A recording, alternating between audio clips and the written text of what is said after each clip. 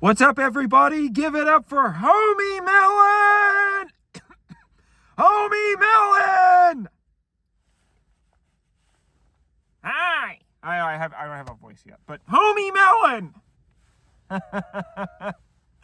Oh, man.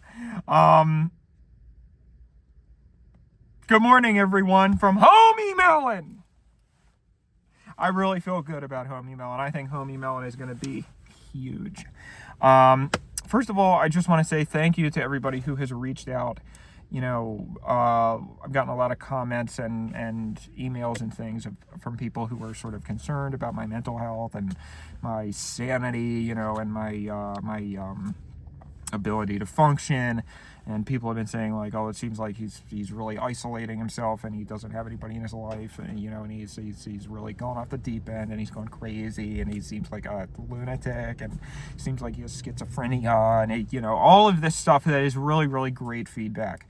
But I just want to assure everyone that I am doing great in no small part because of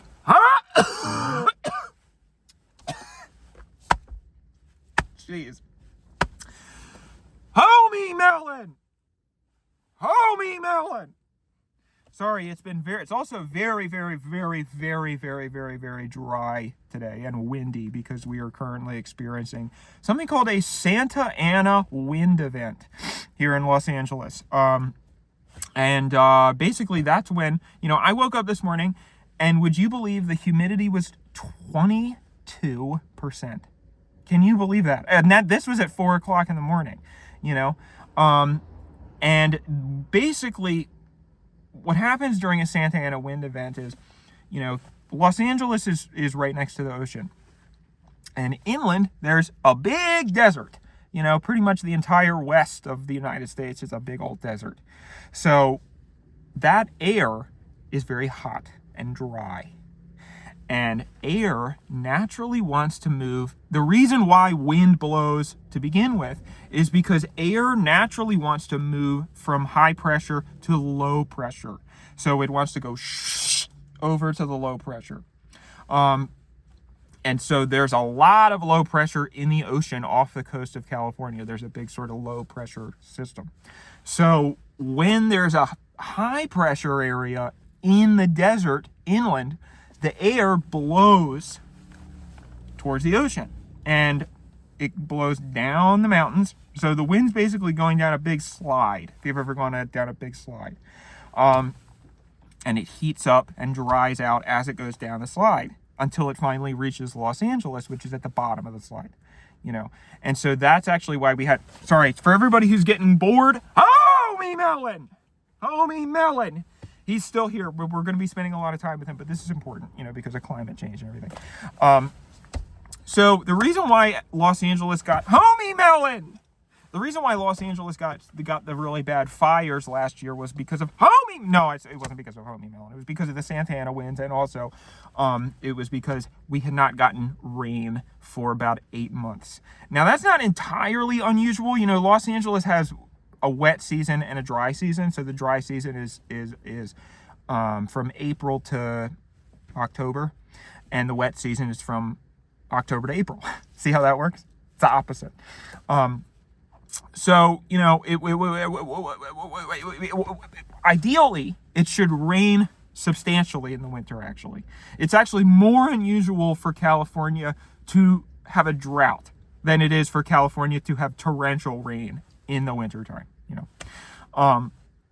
But what happened this year was sometimes the wet season is finicky, you know, because like this year, the Santa Ana wind event isn't really a big deal because we got a lot of rain at the beginning of the season. So everything's overgrown, you know, it's lush and green and everything's great. But last year, we didn't get any rain until the second half of the wet season. Homie Melon! So what happened was that everything was still dried out from the summer, and it got drier and drier and drier and drier and drier and drier and drier until it basically became a tinderbox.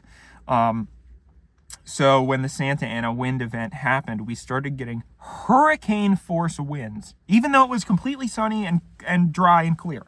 Hurricane force winds. And in that situation, it is almost impossible for the city not to burn down.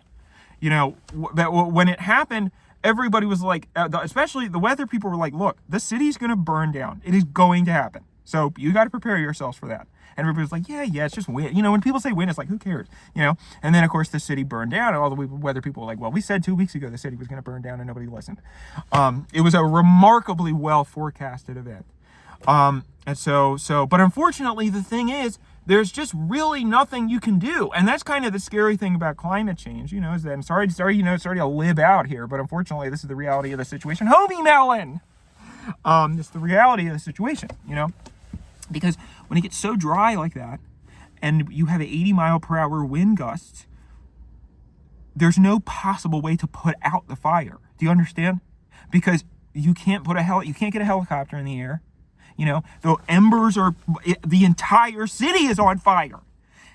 So all you can do in that situation is just pray the wind blows away from your house. That's all. That's all you can do. You know, and a lot of people don't understand that, so they're like, oh, well, you know, the firefighter and Karen Bass and all that, and maybe, sure, whatever, maybe there were some things that Homie Melon could have stopped it. No, he couldn't have, because he's just a melon. But the power of Homie Melon's, the hope that Homie Melon provides, maybe could have helped people. And it's regrettable that I didn't think of Homie Melon during the fires. I thought of Sunloaf after the fires, but of course people weren't really ready for Sunloaf. And we'll talk a little bit about that more later. But you know, there's just really nothing that you can do. So it'll happen again. I'm sure it'll happen again. It might be a couple years, but LA will burn down again. Mark my words. And when it happens, you can go back to this video. Homie Melon. So the reason why I sort of thought of Homie Melon and why I'm so excited about Homie Melon is because, you know, I was going to a therapist, and unfortunately, the insurance that I have is non-existent. So I texted my therapist, I'm on the edge of a cliff here. I texted my therapist a picture of a cliff, and at this point, my therapist can kind of put two and two together, and the response I got from my therapist was, so have you figured out your insurance situation yet? And I was like, no. And she said, well, I think we should, stop until you get that figured out. So I was like, okay, well, fuck you. Then I don't need you because I have my inanimate friends like Sunloaf and Orb Sun and Melon Sun and Sun Melon and Orb Melon and Melon Melon Head, Melon Boy. What is it? Melon Boy's pretty good, actually. That might be a better. Melon Homie Melon. Melon Boy? I don't know. Here's the thing. So I would actually, I normally really don't like getting feedback from anybody because everybody else but me is a moron. But this is something that I could use people's help with because I really think, that Homie Melon has the juice. I really do. I really think that there's something here. And everybody agrees with me. When I posted Homie Melon for the first time yesterday, people were like, oh my gosh, this is it. This is the lightning bolt moment. This is the lightning in a bottle. Homie Melon is the next big thing. Homie Melon is your Hawk Tuah. And also, if I could just say something, a lot of times people will say, please don't comment that you think something could be my Hawk Tuah unless you actually think that. Because when I read comments that say, Dan, this is your Hawk Tuah, then I get excited. And I'm like, oh my gosh, this could be it. Maybe this is it. And then it's like, well, maybe if the person's just, shart posting, then it's like, well, that's a little disappointing for me because I thought, here I was thinking, I was getting excited. So please, unless you actually think that it has the potential to be my Hawk Tuah, please do not say that it is. Okay? Because that's an emotional roller coaster for me. But Melon Son, Melon Head, what is his fucking name? Melon Boy, Melon Homie Melon. Ow! the other day at Home Depot, I tripped over a guy's cart and skinned my leg. And he didn't care at all. He laughed.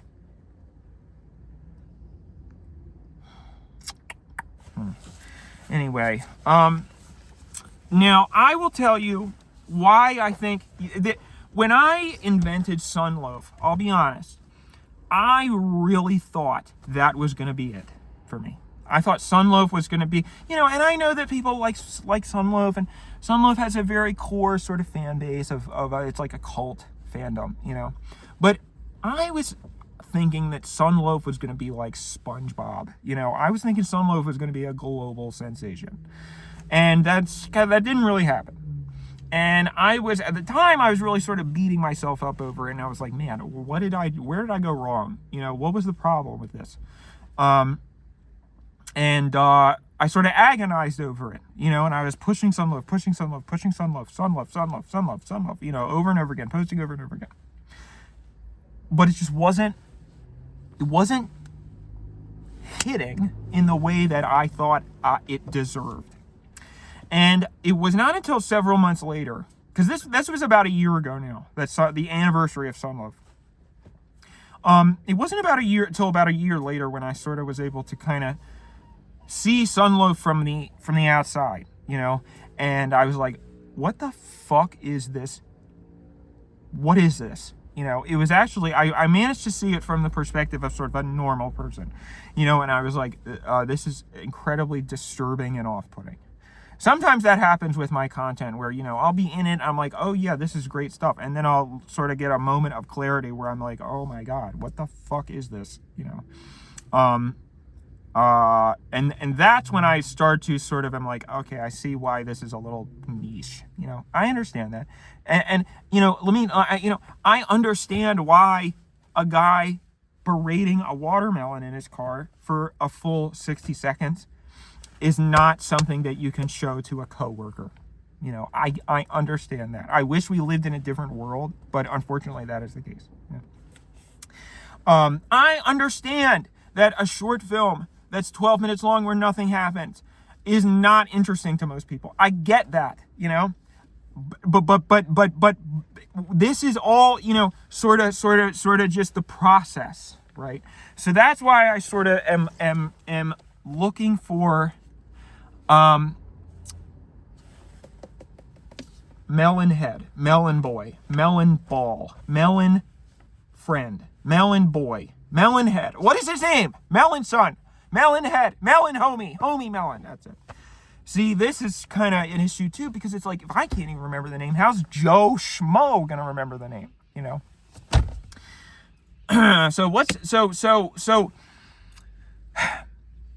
I sort of looked at Sunloaf from an analytical perspective, and I was trying to think, because the big basis that I used was Steven Spielberg's movie E.T., the Extraterrestrial. I don't know if any of you have ever seen it.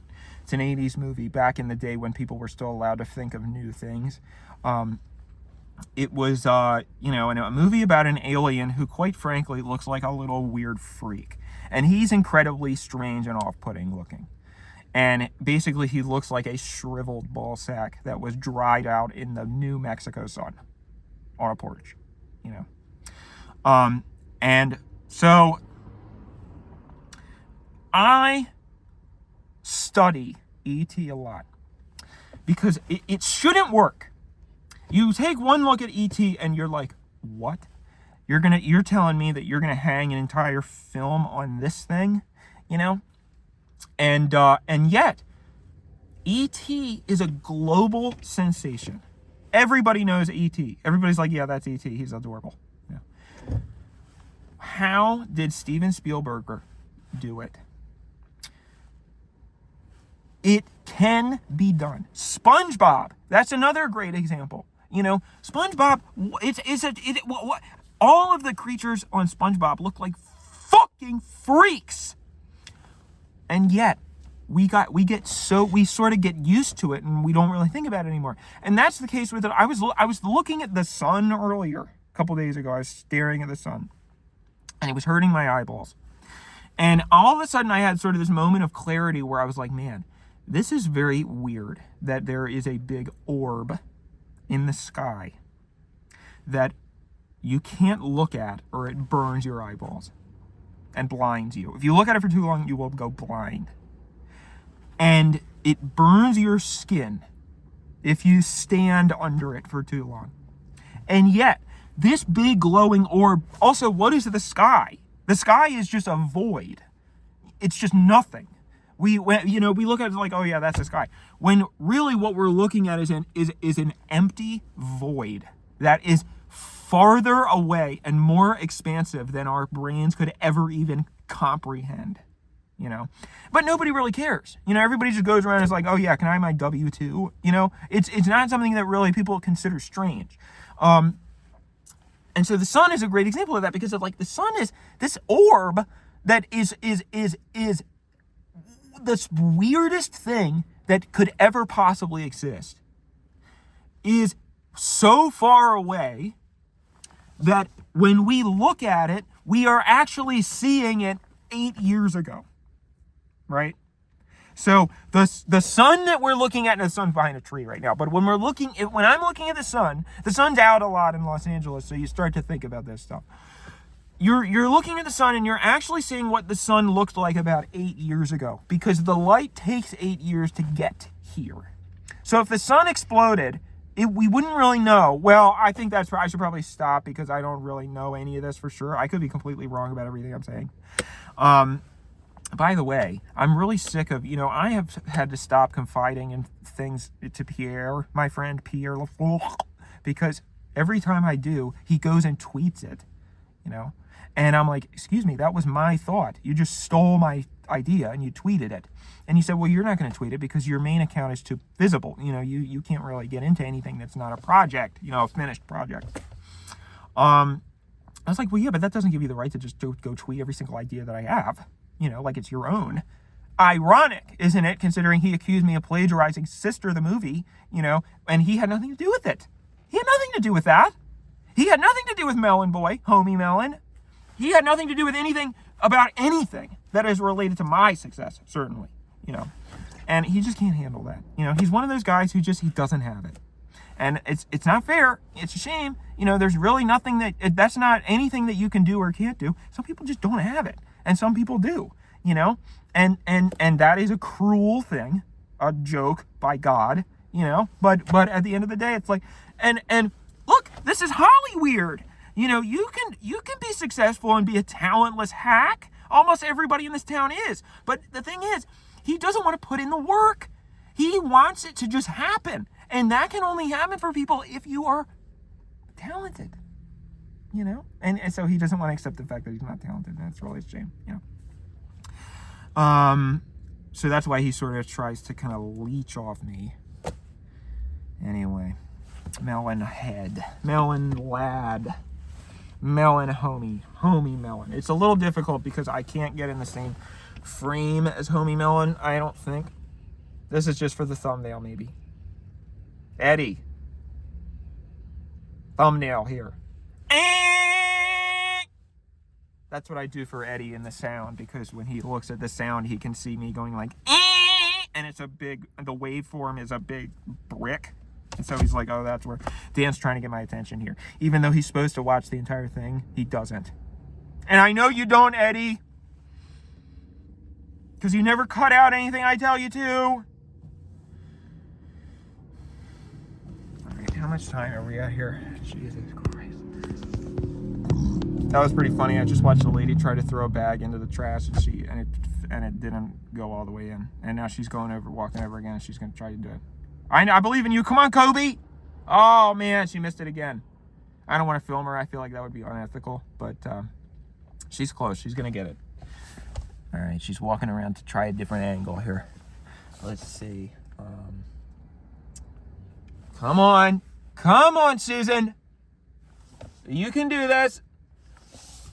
Maybe she gave up. I don't see her anymore. Okay.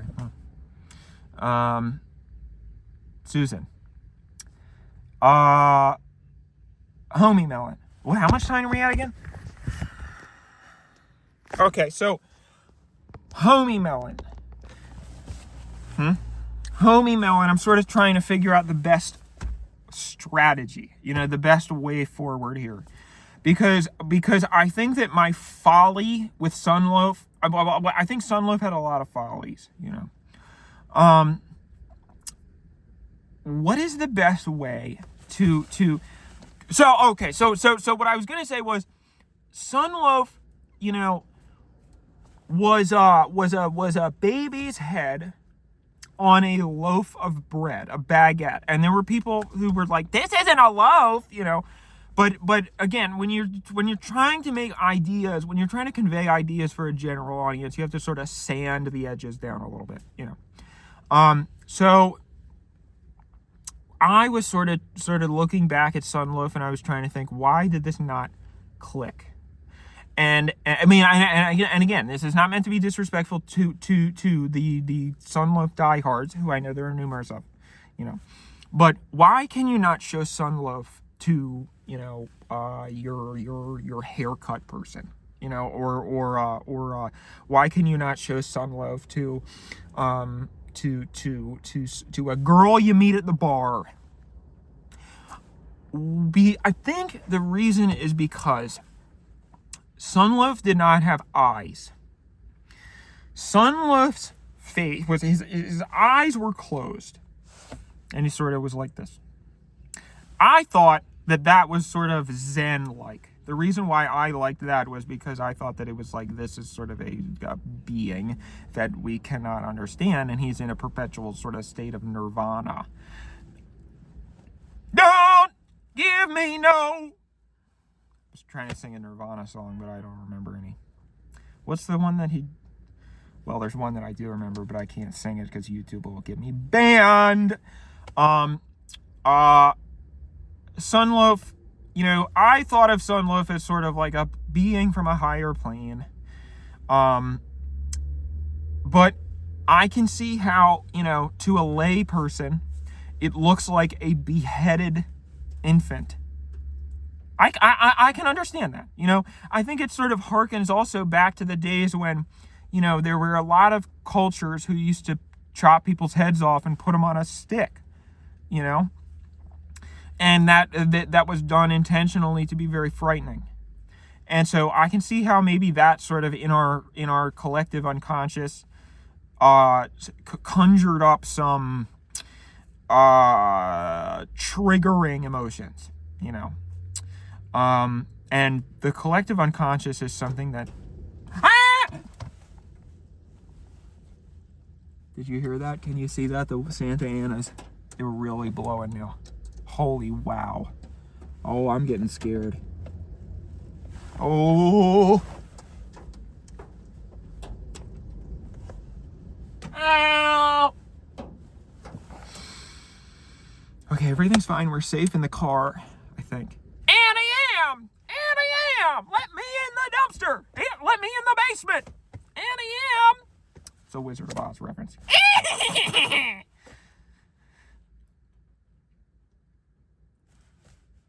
I just want to sit with that for a minute. That was supposed to be the Wicked Witch of the West. Wizard of Oz.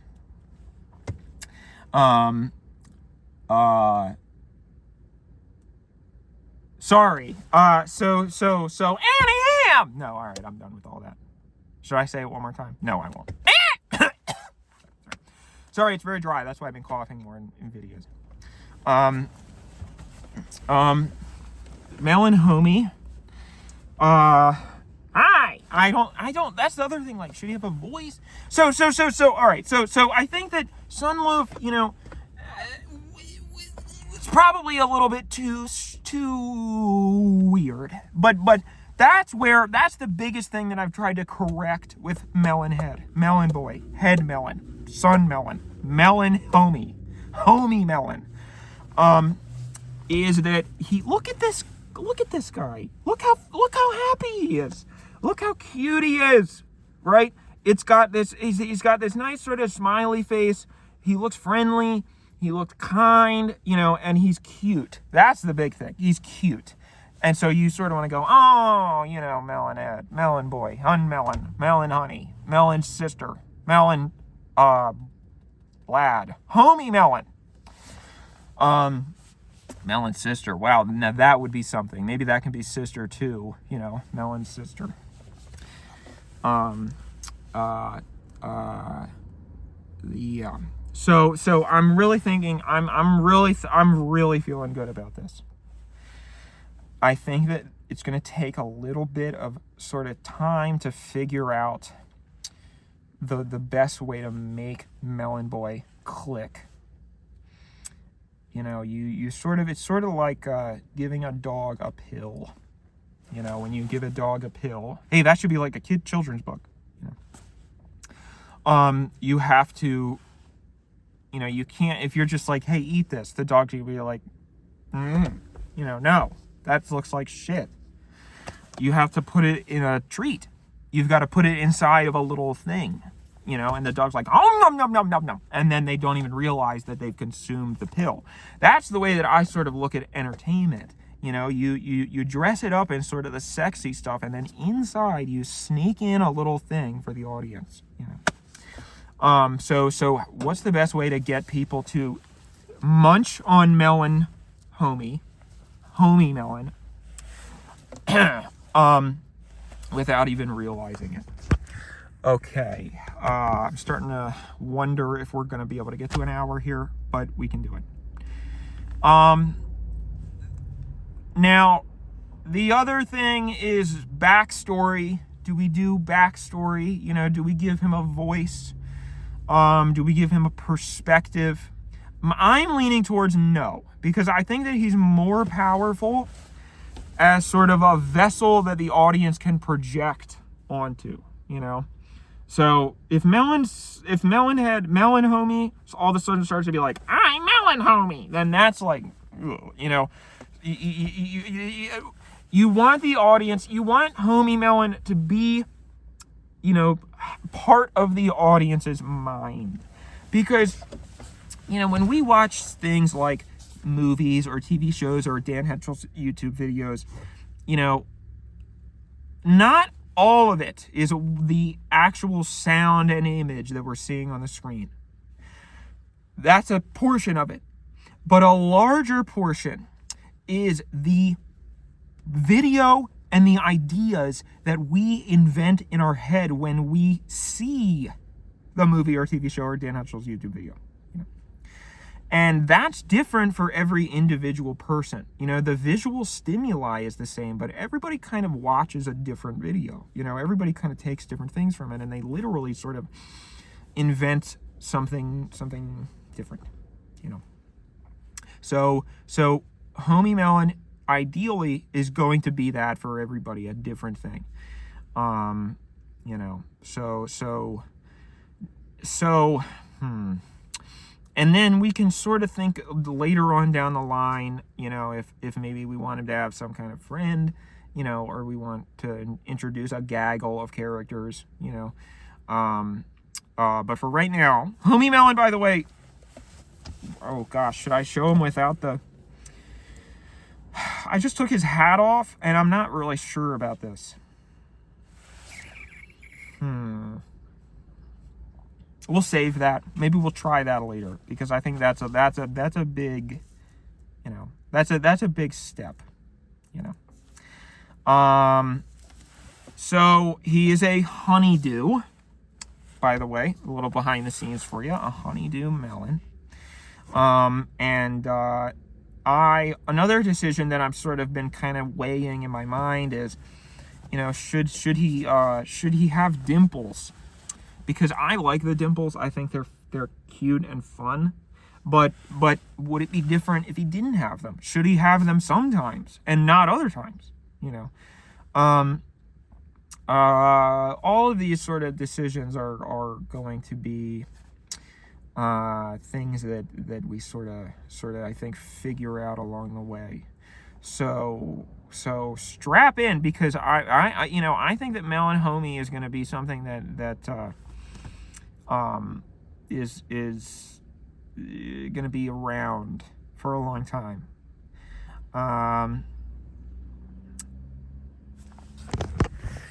Jesus. Okay. I'm trying to see if I can, you know, people like these long videos. You know, people like to just throw it on and then vacuum or something. So I'm trying to give the audience what they want, you know. So what else can I say about Melon Boy? Melon Head. Homie Melon. Gosh, that name might be a problem.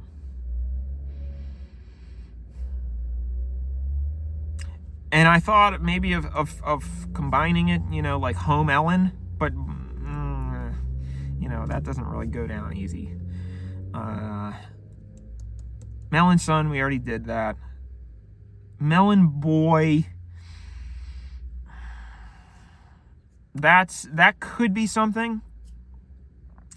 But maybe Melon Boy would make more sense if that was the version without a hat.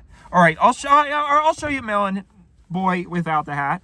Here he is, you know, Melon Boy. So here's what I'm thinking. Melon Boy can be the version without the hat, and Melon Homie can be the version with the hat. So that's Melon Homie, and then this is Melon Boy, right?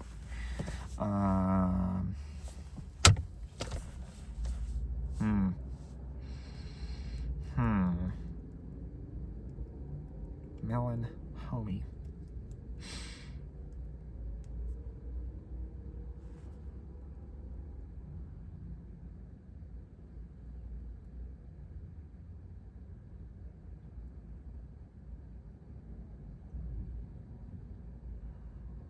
Okay, I guess that's it.